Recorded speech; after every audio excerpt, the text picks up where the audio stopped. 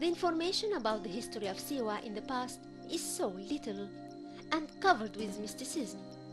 But it's known that during the Old Kingdom, the land west to the delta was inhabited by people called by the Egyptians El Tahenu. Later on, their land was occupied by others called El Temehu.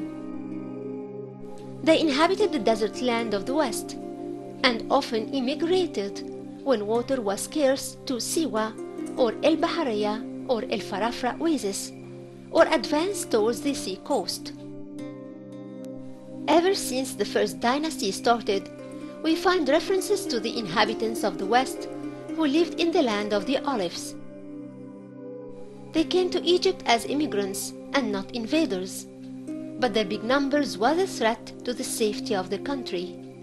So the kings fought them and forced them to retreat backwards.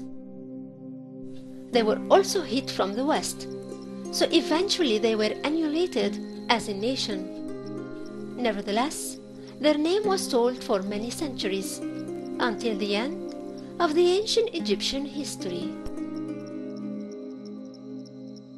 After the traveler to Siwa departs from Marsa Matruh, which is a city by the Mediterranean and far 540 kilometers from Cairo, he never lays his eyes on any cultivation or fields until he reaches the oasis.